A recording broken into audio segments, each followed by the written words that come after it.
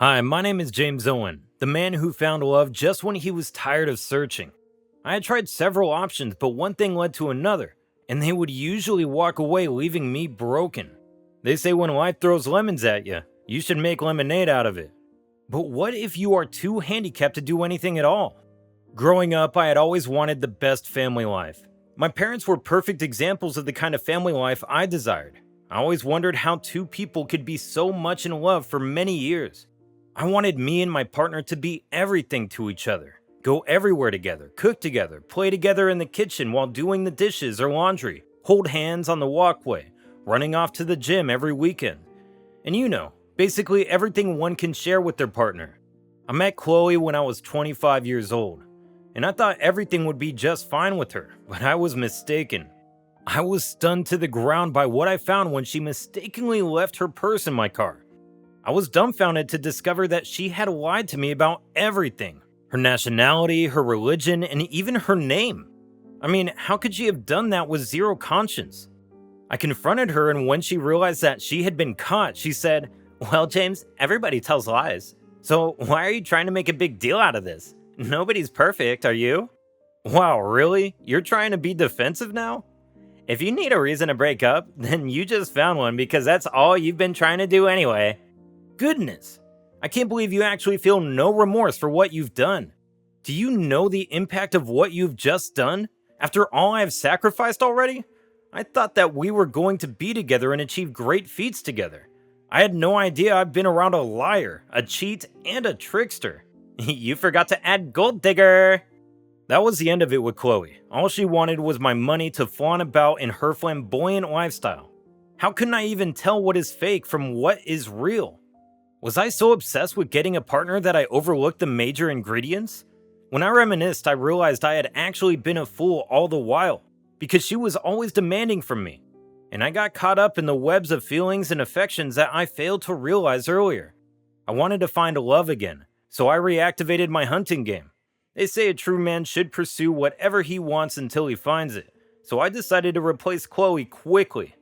Although I knew what I wanted, I was not too strict on myself. By now, I was already exhausted from past disappointments, and I was ready to avoid future regrets, which meant I had to be cautious on my next approaches. One of the approaches I developed was to build close friendships first with any lady before attempting to take it further. Now, I was ready to apply this new style to my next target. Just about 6 months after my nasty experience with Chloe, I met Mia. She was composed, sharp, and had an amazing physical look. Although I was determined not to be carried away by looks anymore, I had to give it to her. I had already concluded it was impossible to find a relaxed and composed lady in New Jersey. However, I soon realized that all the composure had a hidden grave in it, but not before my eyes were opened. We started out and soon fell in love with each other, or at least that was what I thought. I soon learned that love had other definitions for some people. Mia was a meticulous thief, and had a cunning strategy of moving things, especially money from my wallet. On one occasion, I met her pale and drowsy. "Hey darling, you seem worried. Is there any problem?" "It seems you don't trust me enough." "Why would you say that? What's going on?" "I have access to only one of your cards, which has a $2,000 daily limit. It definitely means you don't trust me. I thought we were supposed to be partners and share everything." "Well babe, you shouldn't think that way. Is that what this is about? Alright, I will reach out to my bank and extend the limit, okay?" I don't know if I was deranged, but she definitely must have been using something extra to trick me in such a way. I extended the transaction limit the next day, just to make her happy without even having a second thought about it. 2 days later, Mia was nowhere to be found, and with my card with her, I became more restless. In a few hours, I received a debit alert of $7,000. I knew it had to be her, but I was surprised she did not inform me what she was purchasing. Mia was not back and it was already 2 days. Where could she be? Early the next morning, I received another debit of $9,000. This woke me up from my slumber and I immediately realized that Mia had cheated me and wanted to wreck my bank account. Luckily, I had only $20,000 on that particular card, which is actually painful considering that it was stolen by someone I had sold my heart to. I was broken and devastated. Why do I always fall for the wrong girls? Was I under a spell or something? Why can't I just be loved like every other normal guy with a sincere heart? I was tired of the whole thing and the wariness was causing me to lose some weight. Yeah, I was that depressed. I decided to give up on love. I told myself that this was just not for me. I was already concluding that real love is a myth. It doesn't exist, and if it does, only in fairy tales. However, in other episodes of my life, I was making remarkable strides in my career as an architect. I enjoyed great success with my contracts and projects. I decided to focus on the area of my life that was giving me more happiness and fulfillment. Life was going smoothly and I was happier than I've ever been. When I turned 31, two of my friends suggested we do a light celebration just to mark the day, spend the day out and have some refreshing time together. Well, it was a great idea. I actually needed the break from all the work I had subjected myself to in the previous weeks. That day at the VIP restaurant we booked, I beheld a figure I couldn't bear to withdraw from. But I told myself, "You are done, James. You're done. You've done this several times and it didn't work. Don't be a fool and deceive yourself again. It's over." The battle went on within me for about 15 minutes as I saw this lady, corporately dressed, composed, and having a formal conversation with someone. They were just a few meters away from us. It turned out that she was there in a business negotiation with the client, and I overheard how she closed the deal intelligently and with great esteem. I began to rethink. My heart was gravitating towards her already. And finally, a thought came that overshadowed the one I already had before. So I decided to give it a try one more time. After their conversation, they both exchanged a shake, and the other person was on her way quickly. I decided to approach her, although I still had my fear, not because I was timid, but because playback of my previous failed relationships kept coming. However, I succeeded in knocking out the fear and went ahead. While she was trying to arrange her documents and ready to exit as well, I walked up to her gallantly and kick-started a conversation in an amicable tone. "Hi." "Hi, good day, sir." You know, a friend once told me that angels only have their residence in heaven, but now I know he lied to me. "Really? Have you seen one?" "Well, I'm talking to one right now." "Who, me? Oh, wow. That's so lovely. Thank you so much for that beautiful compliment." I could tell by the look on her face that she was stunned by the way I started the conversation. By the way, that was a hook to getting her attention and it worked. In no time, we were already discussing when our next meeting would be. Call me a genius on this, and I'd agree. "I'm James." "Susan, I'm pleased to meet you." "Care for a drink?" "Actually, I was just about to leave. I'm having a slight headache." "Oh, I'm sorry. You've had a busy day, or is it something health-related?" "Well, not really. I think I just need some rest. Thanks." "I should drop you off then." No. There's no need to stress yourself over because of me. I'm very fine, thank you again." "Well, what if I insist? I don't want you to go off on your own in this state. Please, let me." So she agreed and I drove her to her apartment. And that was the beginning of an interesting ride for both of us. The days that came after made me happy and satisfied that I met with Susan. Once more, I opened the door to welcome love, and it was looking real. Although I was still being careful due to the other events in the past, I was confident this time. I admire her so much and her reverence for me is dumbfounding. Her smile can calm a storm, and her devotion to her duties and vision is striking. Susan works with one mind, and she is graced with profound results to show for it. Indeed, she was my lucky bet. Susan was everything a man wanted in a lady. She made my life more beautiful and fulfilling. We went on several dates, we visited several cities, we created beautiful memories. I decided to take her to meet my parents and they loved her so much. She even became best friends with my mother. After 7 months, while still amid some doubts and fear, I decided to take our relationship further. I planned a big surprise proposal, courtesy of ideas from my friends. Our surprise worked, and when I asked her to marry her, her answer was a big yes. Wow. The first time my relationship had gone this far. It was looking more real than ever. Now I can call myself a blessed man because the heavens were smiling at me. We immediately started making wedding plans. Her sister, Vivian, was with us all the way. However, we were not in a hurry, so we took things slowly and as easy as it could be. Susan was still having some scheduled business trips and I also had some contracts to oversee. We did not want our work to interfere with the wedding arrangements, so we decided to round up every necessary and pending official task. After checking out our work schedules, we planned the wedding for December when she'd be on vacation. That worked for me too. However, about 2 weeks before the wedding, Susan informed me of an emergency deal she needed to close in Massachusetts. Well, by now I was already certain nothing could go wrong because we both exchanged the same feelings, care, and passion for each other. Susie, are you sure you don't want to postpone this till after the wedding? You should be resting and getting yourself prepared. Come on, babe. I thought we had discussed this. It's not a deal I can delegate to someone else or just skip for another time. I've been on this client for months, and he gave me a tough negotiation. Finally, he's ready to deal. And I think it's my last chance to settle this. I know, but you'll be away for 1 whole week? Yeah, darling. The deal will have to go through 3 different clearing agencies, and each is only functional on official days. So I'd have to hold on for everything to be done before I can return. I'm doing this for us, babe. I know, I understand perfectly. I only wish it could hold on. That's my baby. I love you. 3 days after Susan made her trip, Vivian, her sister, told me she had something of grave importance to tell me, and that it was very urgent. I offered for us to talk at my house, but she declined and preferred another location. She said she'd prefer a more public place, away from any trace of the family. We decided to meet at a restaurant by the beach, and there she broke the terrible news to me. Vivian, I hope everything is okay. I've been thinking since you told me we need to meet, and your voice sounds pressured. What's up? Yes, James. I'm sorry for bringing this up at this time. I know this may be the wrong time and I shouldn't be saying this, but because you're a good man and have been nice to me and my entire family, I just couldn't help it. I can't sit and pretend and watch you being cheated.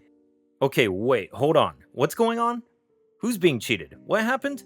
Well, I don't know how to break this to you, but, my sister is not on any business trip. What do you mean, Vivian? I mean, Susan is not having any business negotiations or closing a business deal with any client. She's actually closing another kind of deal in some room somewhere. I didn't understand what she was saying at first. I could only guess she was trying to tell me that Susan's plans had changed, and perhaps she had to be at another location to complete the business deals. But when I asked for more clarity, I discovered that Vivian was trying to hint me to run for my life because Susan was tricking me all the way. I mean, Susan is having fun with other men. She is not with any business client for a deal. She is out pleasing herself with her boyfriends. She wants to enjoy herself one last time. I was bewildered the moment she broke the shell. No, not again. Not after all this investment in reconciling with myself. This is not happening again. How would I even begin to deal with that? How could she? How can Susan betray me at this point in our relationship? But then I didn't understand one thing. Vivian said Susan wanted to enjoy herself one last time. What does that mean? Are you sure about this, Vivian? I heard her when she was on a call with an unknown guy 4 days ago concerning a hotel reservation. And I've confirmed it to be true. At first, I wasn't sure, but before she left, I peeped into her phone and I saw her chat with some guys. Some guys? Are you sure of what you're saying? My Susie won't do this to me. How? Why? What's going on? I'm so sorry, James. It appears Susan has been deceiving you. She's cheating on you, and it's disgusting. I'm ashamed of her. At this point, I was already heart shredded, and within a moment, all memories flashed on my face, and I realized that my mind warned me not to attempt this in the first place. Still broken and lost in thought, I started planning for the best way to respond to the situation. But the first thing from here is to call off the wedding. However, I needed at least one confirmation to ascertain this as true. I called her phone, and she was not picking up. After trying the line several times, I left a voicemail for her, but still no response. I decided to try calling one last time. Then the phone was switched off this time. Then my imagination went wild. Perhaps it's true. She's truly having fun with other men. So, Susan chose to treat me this way? So, this is true? Susan did this to me? I wish this was a game, James. Susan's trip was not for business, but just an opportunity to have fun with other men before the wedding. She couldn't bear the fact that she would be tied to one man for the rest of her life. Okay, Vivian. Thanks for this. I appreciate all you've done. I think I'll need some time alone. Please, I would like to spend some time processing this. After we left the restaurant and I got back home, I broke down in tears. I was angry, but not at Susan. I was angry at myself for having been a fool for the third time. It took me 2 days to process everything. I kept thinking, truthfully, why did the business trip have to happen at dying minutes before the wedding? Why else was her phone off? She didn't want any call to interrupt her fun. I was devastated. So again, I was played. This one hurt more because we've come a long way together. Our wedding plans were all set. And beyond the wedding plans, we already started planning the features of our marriage. Finally, Susan was back. She was really happy to see me. Or maybe it was one of her pretentious acts, I thought. I wish I could hug her as she spread her arms toward me, but my response was a cold, "How could you?" She moved a few steps away from me in confusion. "How could I do what? Why are you acting this cold? I didn't travel without your consent. I know you couldn't wait to have me back, but this was not the reaction I expected. Susan, I trusted and loved you so much. What else were you looking for with other men?" "What other men are you talking about? Was it a business trip you went for, or a fun trip with your numerous boyfriends?" "What? James, I can take anything from you, but not this. What has come on you? What's going on?" I didn't even want to hear any more lies, so I walked out. I sent her a text later that evening and I broke up the relationship. Well, I guess she broke it first. The weeks that followed were filled with agony. I felt pain to my bones. I refused to see or speak to anyone. Susan tried to call several times, but I wouldn't respond. I mean, what else does she want to tell me? Or she already has it planned out, so she could apologize to me later. How could she? My friends wanted me to respond and hear her out, but it was a no for me. I would rather just have fun alone and never get tied down again. 1 month later, while I was stepping out of my house, I saw Vivian coming out of a car. She drove to my place. She was looking pale and rueful, like someone who had just been convicted of a terrible offense. She was breathing faster and I had to bring her back inside. "Vivian, what's the problem? You don't look okay." "I need to say this to you. I'm so sorry for the damage I've caused. I didn't know it would go this far." "Calm down, Vivian. What happened? Did somebody hurt you?" "Everything I said to you about Susan was a lie. I fabricated the story just to pay her back for something she did to me." "What are you talking about?" "I lied to you that Susan was having an affair with other men. It was not true. I just wanted her to feel a bit of what I felt. And now it's gotten out of hand." "Wait, are you joking? You can't be serious." "I'm serious. I'm so sorry. Seeing her current state now makes me feel terrible. Susan has not been herself for the past 3 weeks. I did not mean for you guys to break up. I only wanted to see a little quarrel between you before I declared that it was all a prank. I did not know the breakup would happen this fast. I feel so terrible." "But Vivian, why would you choose to go this way? What could Susan have done to warrant this ill treatment you gave her and me too? This is a horrible thing you did, and you made me end the relationship with her. She has been trying to reach me and I've refused to grant her audience. My God, Vivian, you went too far." "I'm sorry. Hate me as much as you can, but you need to talk to Susan. What she has been planning these days is self-destructive. She cannot be left alone like this." This was a new one for me. I was even more devastated than when I heard Susan was cheating. How could I have listened to someone else and ignored her own story? This is like cutting your finger intentionally and looking for ways to patch it up later.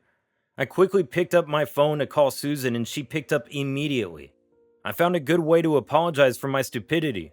Soon, everything was resolved, and we both healed from our mistakes. Although the wedding arrangements had been canceled, we quickly rescheduled and made it closer and simpler this time to give no room for any negative plots again. Our wedding is just a few days from now, but Susan and I have decided to cut Vivian off entirely. That would be the best revenge for me. Vivian not getting the attention she wants. I don't want to see her face at my wedding. What she did was devilish and uncalled for. She almost shattered my dreams, all for a prank. I fully agree and want nothing to do with her anymore. I'm more excited that finally I'm getting married. And love is not a myth after all. Right now, I'm the most blessed and happiest man alive.